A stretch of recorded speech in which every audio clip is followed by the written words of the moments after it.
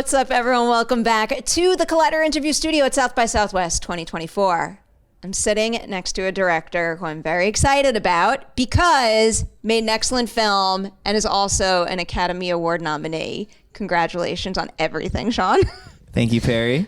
I did want to ask you a little bit about the Oscars. Yeah. Like you went, right? We did go. You did go. Okay. I want to know, how were they, just in general, but also what surprised you most about what that night is actually like?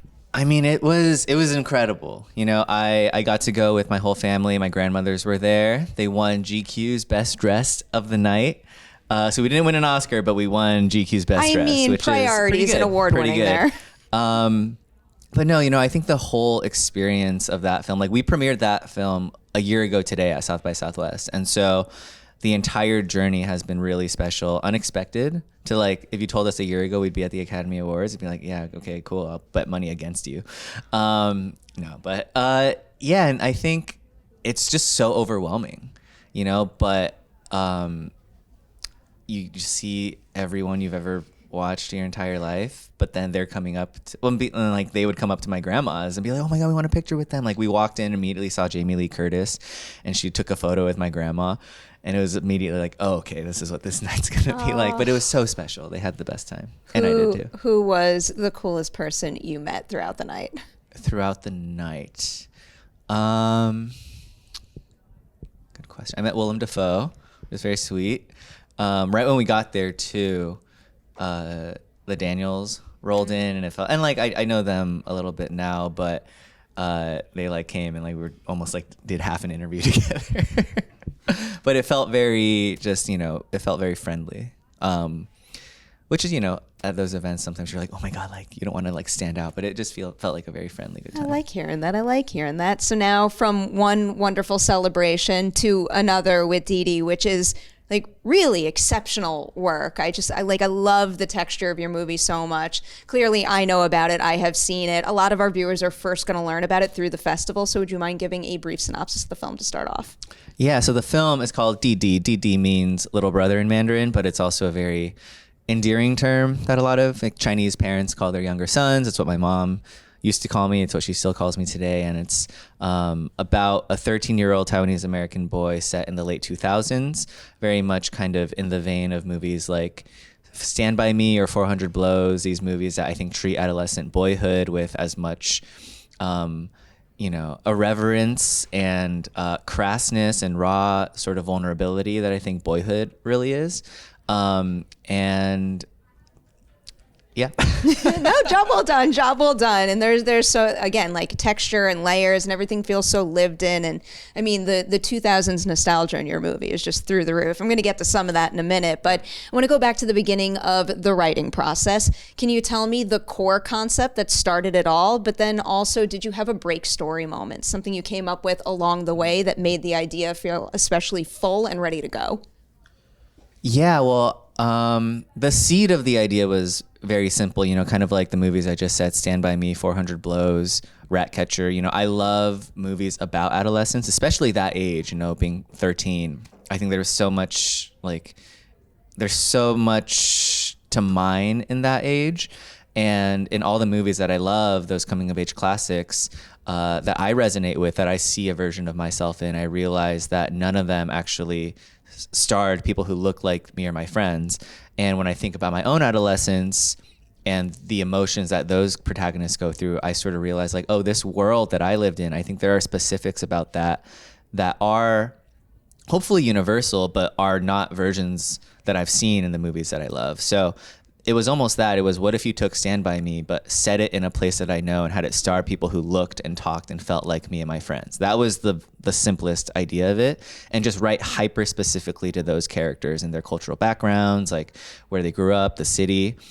And over time, and that's how it started. It really, for the first couple of years, was a movie, you know, it still is a movie about friendship.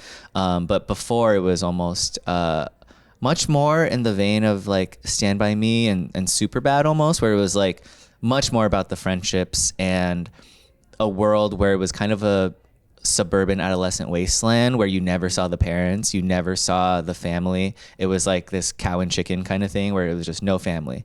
And I just realized that like something was missing and I didn't really know what it was. But I like, for the first time, you know, as a filmmaker, I was like, oh, I think the story is telling me what it wants to be. And I really wanted to write about my family, and I really wanted to write about my relationship with my mom, or some version of it. And once I sort of allowed myself to go in that direction and realize like, oh, this is a mother-son relationship story kind of encased in the trappings of a movie like Stand By Me, that's when like it kind of really came alive. Oh my, for me. I can't imagine the movie without those qualities. Also, the brother-sister connection I thought was just like so beautifully done here. Thank you. I love that element as well. So this is your feature directorial debut. That is a really big deal. It is not easy getting a first feature off the ground. So when you decided you wanted to make this movie, what was the biggest roadblock you encountered while making it happen? But then I also want to know like something good that happened, something that came your way and made you believe we're really going to make this a reality. Yeah, I mean, it was such a long, and you know, I've seen filmmakers kind of talk about how like their movies take a decade or something. And you realize like, you know, I started writing this in 2017, but it wasn't like I was, you know, full-time doing it. And I think that was kind of a silver lining, because I think over time I grew as a filmmaker, I grew as a person, and so many of the things that I was kind of experiencing in real life, I sort of tried to weave into the story. I think the big roadblock is just convincing yourself that like you can do it too. You know, obviously, you know, this was conceived in a way where obviously I wanted to explore adolescence and boyhood and write something very personal, but I think it was also reverse engineered in a way where I was like, I think this is small enough to like be able to actually make as a first feature film. It's not some $40 million sci-fi movie that no one's ever going to let me make. That'll be next, right? It would maybe next. But it was, you know, it's like I had never made a feature before, as you know, I'm in just the catch-22 of that. And it was like, if you like the script, I'm clearly the right director for it, even though I've never made a movie before. And so, but I think even going back to that idea, I think, you know, writing is hard, and like no one's asking for this script. And so I think it was just kind of making sure I kept checking back in with the script and myself and being like, okay, I think we're getting to something good and special, but I had to make sure I kept going, which is not like a big roadblock, I guess, but you know, every writer kind of goes through that. I feel like if you don't have that persistence and that dedication to keep forging forward, you're just not going to make anything in this business ever. Yeah.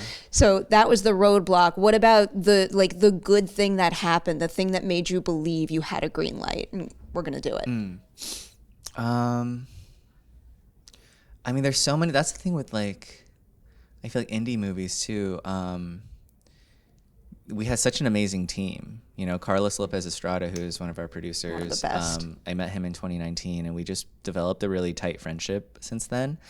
And when he came on board as a producer, again, it was so organic. I sent him the script to him more as a friend first. And he was like, I think I could be helpful. And like, I want to do this with you. I want to see if I can be helpful. And like, if you want me to like come on board as a producer. And so from there, it was still a long process. But I think just having someone who believes in you, you know, who believes in a project as much as you do, I think is such a gift. And that, you know, and every person we kind of added to our team along the way, it was that organic sort of, they were so passionate about the story. And about a year ago today, you know, while we were at South by Southwest, that's when like we had no financing. And then within the span of like 30 hours, we had like 80% of the financing. And it was just, all of a sudden it was like, I don't know if we're going to make this movie, to Sean, I think you're going to make this movie, so you better like start prepping. Look at how much has happened for you in a single year. Yes. It's so cool, and it's especially cool when it's so well-deserved and earned. Seriously. Thank you, Perry. No, I appreciate that. I want to talk a little bit about the experience of going from short filmmaker to feature filmmaker. First, what is a skill you picked up making shorts that you found coming in handy making Didi? But then also, I want to know a learning curve you experienced when adapting to the feature filmmaking format. That is a good question. I think what comes to mind is it's almost the same answer for both, but different sides of the coin, where I think what I loved about making short films, and it's also, I think, part of like my growth as a filmmaker, is I love editing. I love directing. I like with shorts, you don't have a ton of resources. So you kind of you wear so many hats. And so I edited all of my short films. Some of them I wrote, like you're just doing a lot. And I think when you do it and are your hands on, you kind of know the ripple effects of what one decision can do to department heads. You're not kind of making a choice on set that you're not going to understand in the edit. You're kind of thinking about the holistic experience of what the process in the film is going to be. And so I knew, sort of all of those hard skills. And then I think the jump to the feature actually was leaning on those skills and knowing how my experience as an editor, my experience, in different departments informed all the decisions I was making on set. But knowing that the biggest thing I learned was how to let go and not be so micromanagey with every department, because everyone around me was so much better than I was. It was my first time working with an editor, and her name's Ariel Zakowski, and she's brilliant. And but it was in a way learning how to be a better collaborator, because I knew that if I didn't just let other people help me, I would burn out so fast. That's such a good point. Yeah, and so that just jumping to that, I think so many more, not even cooks, but just people involved who want to help you make the best thing possible, and being oh, come and help and make this amazing. To such a point, when shorts it's usually one person doing too many jobs, and then you got to let that go as you progress. I want to ask about another collaboration you had with Izaac. Yeah. I want to know about the casting process, and specifically what you saw in him that not only signaled to you he best suited the role, but also that, he'd be a good collaborator for you as a director as well. Yeah, I mean, Izaac is amazing, and I say all of this with heart and as a compliment, but he's the perfect balance of, to me, an actor and a punk. And because I think that was almost every cast member who is in the 13-year-old adolescent world is a first-time non-actor. And that's kind of the energy we were looking for with this movie, was the sort of raw, unfiltered, this sort of adolescent energy that's just bursting at the seams. And we didn't want these kids who are very proper and trained. We wanted kids who felt like me and my friends, and who are kind of irreverent and crass, and they felt like real kids. And it just kind of, I thought the kids who are probably right for this movie have maybe never thought about acting. And so Izaac does come from an acting background. He was, sort of a young child actor and had been in movies like Ryan the Last Dragon and Clifford. But I think we also found him at a time where he was really craving, I think, to spend the summer biking and being with his friends, and again being a real kid and not have to spend a summer on set surrounded by a bunch of adults and not have other kids around. But he does really love acting, and so I think we were able to kind of bring him into this world that is familiar to him, but then also be forget all the rules that you've learned about acting and just be a kid. And so I think being around all these untrained actors who have, I think he got to really just tap into this side of himself where he was I get to do what I love, but also I get to just be a kid and be a punk. And that's what we wanted for this movie. Given that mentality of working with him, I have a feeling there's going to be a lot of answers to this question, but I always love hearing about the unexpected magic that could pop up on a set. So can you pinpoint a scene where, it veered from the original plan you had for it because something came up on the spot, you embraced it and ran with it? Ooh, that's a good question. I'm trying to think of so many of the lines in this script or the movie, I would always, and I got this advice from Lulu Wang, where she was I would always give my actors a one take or something where she tells them break the script, basically do it wrong, do it differently. And oftentimes that's kind of what I did with, especially the young actors. We would kind of do a few takes and we'd kind of get somewhere that was really, exciting. And then I would say, okay, now break it, do anything, make it your own, do something wildly different. It can be wrong, just, it has to be different. And they would come and surprise me and often take, most of the takes in the movie are probably those takes of just break the script, do it differently, make it your own. And there were so many moments like that were just like, when they made it their own and was like, look, you know what it's like to be 13 or 14 more than anything I could write. Just bring that to the movie. And I can't think of a specific moment right now, but there were a lot of little moments that were just like, oh, like I wouldn't, they brought that themselves. I just love thinking about a set with like a poster with a mantra like break it or do it wrong. I feel like that it like truly it's like such an important thing to be able to embrace. I have many questions now about the 2000s setting because I mean it just like immediately brought me back to so many things that were a big part of my life then. First, I'm curious, what was your AOL screen name? It's in the movie on the sidebar. It was, I don't know why it was this. It was Squeaky Toaster, but without a U. It was like SQ34KY and then like T04. Okay. Stir. Okay. I don't know why. It was that. I feel like I don't know why is the reasoning behind the large majority of screen names from that point. I also have to ask you about the music in the movie because that's another thing that like instantly brought me right back to so much that I was listening to. So just more broadly, I'll ask about curating those songs, and then I want to ask about one specific song in your movie too.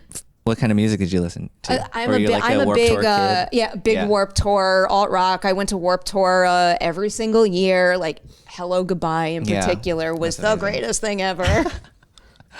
Well, it was kind of that, I think going back to both the specific and the personal, I think so many of the subcultures that I was inspired by that really shaped me were that sort of Warped Tour, pop punk, emo world, but also skate culture. Like so much of those two worlds shaped me, and I really felt permission to just lean on all those influences in a way that was very shameless and in a way that was sort of a love letter to those kind of communities.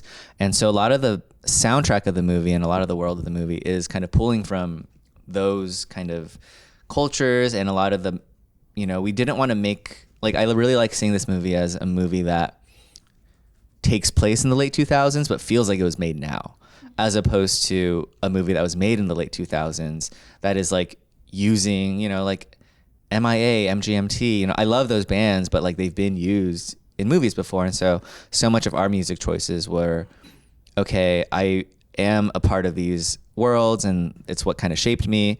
What tracks feel personal and maybe are less recognized, but do have a sort of a feeling that is both nostalgic, but also meaningful to me. And so a lot of that, it was Atmosphere, it was Hello Goodbye, it was, Motion City soundtrack. So that's where I want to go next. Obsessed with Motion City soundtrack, and you get a new song in your movie. Yeah. How does that happen? That was funny. There's that big emo fest now that happens in Vegas every year. Yes, I've always wanted to go. It's fun, and Carlos and I are producing. While we're young. Well, yeah, when we were young, we've kind of made it like a tradition now. We go. We've only been twice because they've only done it, I think, 2 or 3 times. But the last time we were there, I think we were maybe in. No, we were working on the movie. We hadn't shot. No, we did shoot the movie. We already shot the movie. I don't remember. We went to when we were Young Fest. Motion City soundtrack was playing the main stage, and we were there watching them. Carlos was sitting on the ground. I filmed a video of him, and Motion City was just playing in the background. I posted it to my Instagram story. Someone saw it and just sent it to Justin from Motion City soundtrack, and he reached out to us or to Carlos, and then like we all got looped in, and he's just become such an incredible champion of the movie. First it started as, can we use a Motion City soundtrack song, we love you guys, and then it became like, do you guys want an original? And we were like, yeah, dude, like of course. So that's kind of how a lot of this movie too was. We've had so many little guardian angels kind of come into the orbit of this tiny little independent film. And I think that's what kind of really helps it shine and brought it to life. It's what happens when you make something special. Like people like Thank that you, just Carrie. gravitate Yeah. toward you. Speaking of making something special and it being rewarded for being so damn good, I was wondering if you could give us like a little bit of a peek behind the curtain of what it's like selling a movie at Sundance and what that experience wound up being like for you. Is there anything about the selling process that was a surprise? What can I say, Christina? No, I mean, it was, again, going back to, I think the word that I keep saying to myself, the word that was the ethos of making the movie was homegrown. It was like, we want to keep this movie feeling homegrown. Like it, you know, we shot it in my hometown too. And it was always this thing where it could never feel like we were just trying to, you know, again, sometimes when you jump to features, everyone thinks you have to like do everything differently. And there's a, you know, there is much more of an apparatus, but I always wanted to try and retain this feeling that like we're just making something with our friends. And that was something that was really important to us when selling the movie too. We didn't want to just like hand the movie off to a distributor who was just going to then like kind of take it and do something differently, you know? And so when we talked to Focus, like they really understood the movie and really understood like so many of those guardian angels that kind of have helped our movie and came, like Stephanie Hsu is a big champion of the movie. She has a cameo in the movie. And that only happened, I think, because of how small and personal the film was. And she really saw that. And there's so many people like that, that kind of came in and supported our movie. And so we were sort of, you know, in selling the movie, it was like, who kind of understands that ethos and is like, this homegrown feeling is something that is so important to us to maintain in the release of the movie and how the movie is interacting with the communities that it comes from. And so if you guys understand that, then it was sort of like, it made the conversations a lot easier, to be honest. I Yeah. say this with such confidence. You're in such good hands with Focus Features. This pairing mic is really loud, truly feels pitch perfect to me. They know I'm a big fan.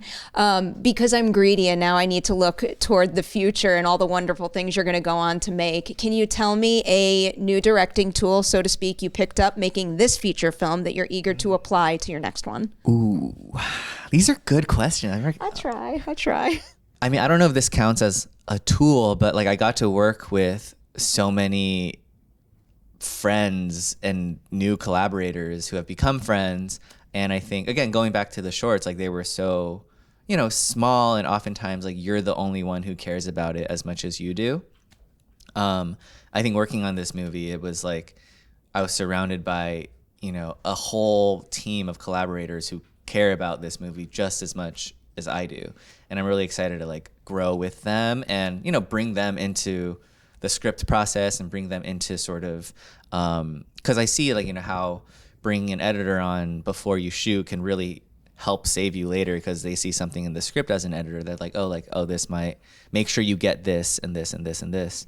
So I think, yeah, you know, just kind of growing your film family and growing together and having your movies kind of grow together, and you can do more ambitious things when I think you have a team that you trust. And hopefully time, just getting a little bit more time. Yeah, I feel like even when you do get more time, it's still like just a little bit more time now. Just a little. But that was the key phrasing right there. Filmmaking families make me so happy, and I feel like it's so important to stick with the people that you have that strong collaboration with, but then continuously like add voices that you drive with along the way. I'm gonna wrap with our supercut question of South by Southwest. I'm asking it in every interview because I don't like when there's doom and gloom in this business. I like shining a spotlight on the good in Hollywood. Can you tell me a recent movie you saw that gives you hope for the future of filmmaking? Past lives. It's so amazing and beautiful, and I can't believe it's Celine's first feature, and I think she's already making her second one. So that and Little Death. Ooh, Yeah, directed by Jack Beaker, good friend of mine now. I still need to circle back and see that one. It's been on my list for far too long. I like the nudge. I like when I leave these interviews with a little homework. Yeah. I'm going to say huge congratulations on your film. I cannot wait for the world to experience it, and I can't wait to watch all the good that's going to come your way from here on out too. congratulations, and thank you for sharing some of your experience with us. Thank you for having me, truly.